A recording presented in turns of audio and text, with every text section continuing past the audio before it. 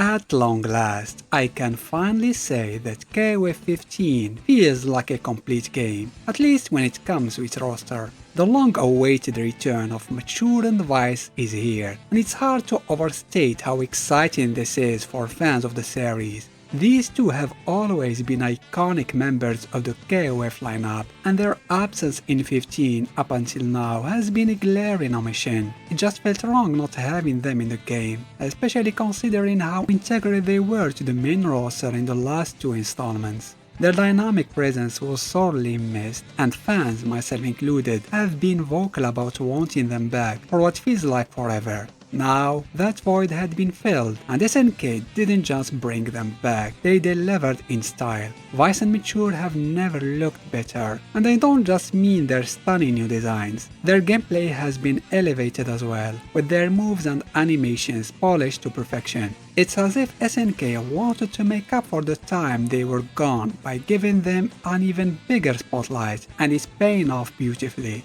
But there's so much more to unpack about their inclusion, so let's not get too far ahead of ourselves just yet.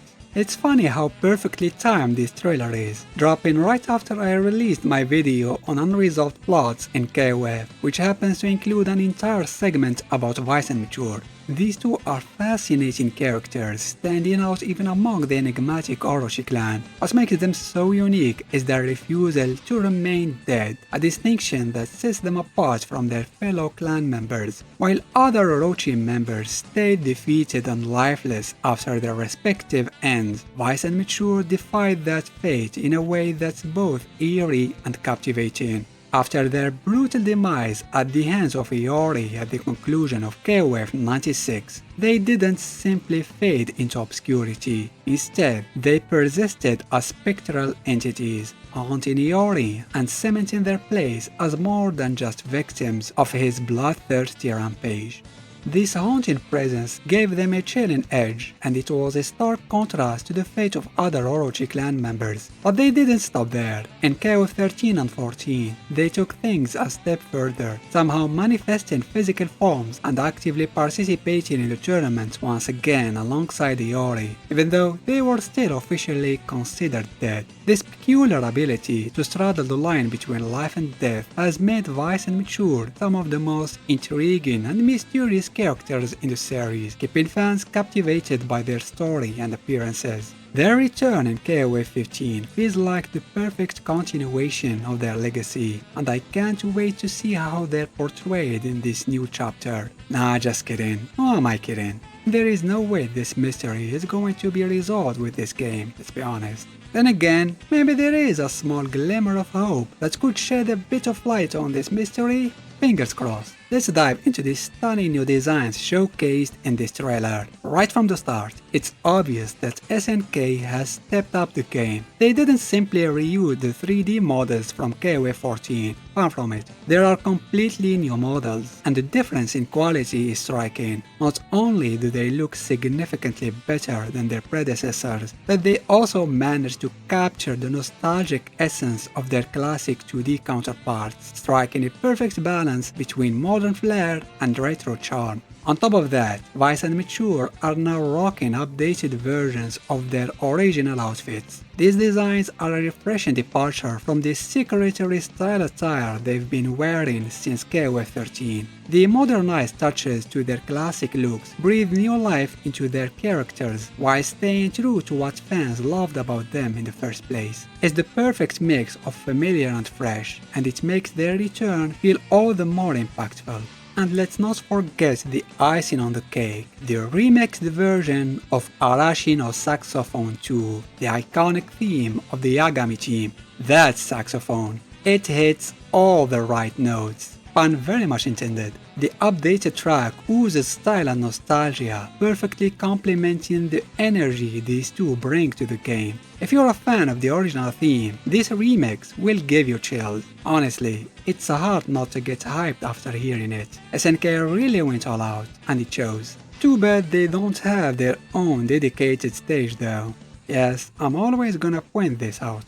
Now let's dive into the moves analysis. Oh wait, before we get to that, the trailer kicks off with something that immediately catches the eye, a special interaction between Vice and Mature. This moment feels like a deliberate callback to their unique interaction from KOF XIII, and it's a nice touch that highlights the dynamic between these two characters. What's particularly interesting about their relationship is how it's portrayed. While they're almost always seen together and act like sisters in many ways, the reality is that they're not as close as they might appear. In fact, they don't have any issues turning on each other when the situation demands it. It's less about loyalty and more about convenience, as they've simply never had a strong enough reason to truly go at each other's throats. Now let's truly begin the moves analysis. Vi starts with her special move, Suicide, a move that sees her stretching her arm, then grabbing and pulling her opponent toward her. This move itself doesn't cause damage and serves mainly as closing the distance with her opponent, which is bad news to them since she's a grappler. However, her next move seems completely new. It looks like an anti-air version of Suicide and causes a hard knockdown. I think Vice really needed that since she didn't have many anti-air options in the past. After that, it's her signature command throw move, Gorefest. Next is Mature's turn, starting with her special move, Despair. Then her speedy Missile Massacre, followed with her Rekka, Death Row. Going back to Vice, she executes her shoulder charge, Mayhem, a move that could be followed with another special move, Splash, even if it wasn't shown here. In fact, it was shown on its own after that, and if I remember correctly, this move is unblockable. Next, we see that her other command throw, Blackened, is back, which was absent in her post-13 version. It's noteworthy that this command throw could be followed with another move called Misanthrope in the past, but it doesn't seem to be the case here. Vice doesn't throw her opponents high enough in the air for the follow-up. I bet this is reserved for its EX version. Back to Mature, she throws her projectile Ebony Tears, one of the biggest projectiles in the series, but with a slow startup animation. And what is that? This is brand new. I've never seen this technique before. The closest thing Mature had to this move was her old DP Sacrilege, but this one looks different. For now, let's call it Sacrilege 2.0. The next sequence features an interaction between Mature and Aurea, where he threatens to send her back to the afterlife. However, Mature doesn't seem the least bit fazed. After all, she's already dead. Instead, she continues to tease and provoke him, showing her trademark confidence and defiance despite his threats. After that, it's combo time. Mature starts with a close C, followed with EX Metal Massacre that has the faculty to switch sides and cause Aurea to crumple. She then continues with her Sacrilege 2.0, and we learn that it also acts as a launcher and allows Mature to end the combo with her Rekka. Next combo starts with EX Sacrilege 2.0, followed with EX Rekka, and then a Light Metal Massacre. She begins her following combo with yet another Sacrilege 2.0, followed with EX Despair into a normal version of her Rekka, and finally her level 1 super Heaven's Gate. That skull looks dope, by the way.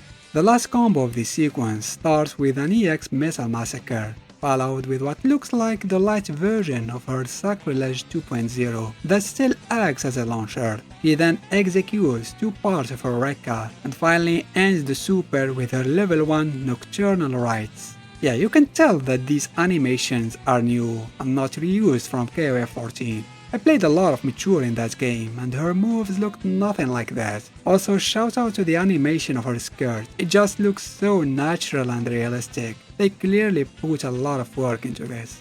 Next sequence is another interaction, this time between Vice and Aurea, and something that becomes really apparent the more you see these interactions. They are a lot more cinematic. I'm pretty sure the interactions in the base roster don't have this much level of details. Her combo starts with...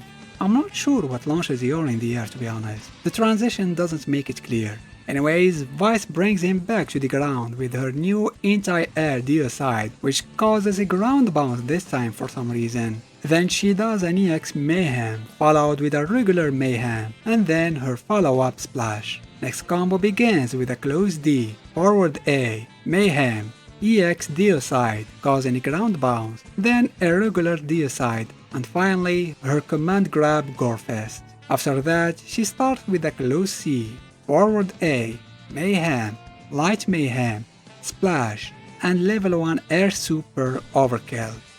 Next combo starts similarly with a close C, forward A, Mayhem, EX entire deicide, regular deicide, then level 1 grab super negative gain. This is when the trailer switches to mature with her max mode combo, starting with a raw activation, close C, Rekka, level 1 Heaven's Gate into level 2 Nocturnal Rites, which still has her laughter, but the trailer switches back to Vice before any climax display. The latter begins with a close C, forward A, Mayhem, Splash, level 1 Overkill, followed with level 2 negative gain, and then both women show their brand new climax supers. Mature delivers a couple of slashes that send Aurea flying, then she lies on the ground calmly before she fades away just to reappear above Aurea to deliver a mighty bloody slash. Vice, on the other hand, begins her attack by grabbing Aurea by the face and slamming him to the ground, causing him to bounce back into her grasp. Her arms then take the shape of a cross as she catches him. From there, she charges her energy and unleashes a brutal slash across his chest, delivering a devastating blow. The trailer wraps up with a stunning piece of artwork showcasing all 8 members of the Orochi clan, with Leona taking her father's place. Finally, they're all part of KOF XV's roster. This is the first canon game with all the Orochi clan present. The 2 fighters, Vice and Mature, will be available on December 12th, and I honestly can't wait. As many of you already know, I'm a big fan of Mature. She's been a staple in my teams across several KOF games, and she looks absolutely incredible in this trailer. Vice is equally impressive and terrifying. She seems faster than ever, which is saying something since she was already quick in previous games. And let's not forget, she's a grappler. A speedy grappler is always bad news for opponents, no matter the situation. I can't help but wonder if they'll have any special interactions with Regal or Genets. It would be very cool to see something like that added to the game. And if not, they should at least form a secret team. It feels almost inevitable. Either way, I'm so excited to dive back into the story mode once they're released and see what surprises await. I'll probably make a let's play video if you're interested. These were my thoughts and analysis of Vice and Mature trailer. What did you think of it? Do you like their new design? And which one of the 2 is your favorite? Let me know in the comment section below. Anyway, I hope that was somewhat informative. As always, don't forget to give this video a thumbs up if you liked it, and consider subscribing to the channel. Thanks for watching.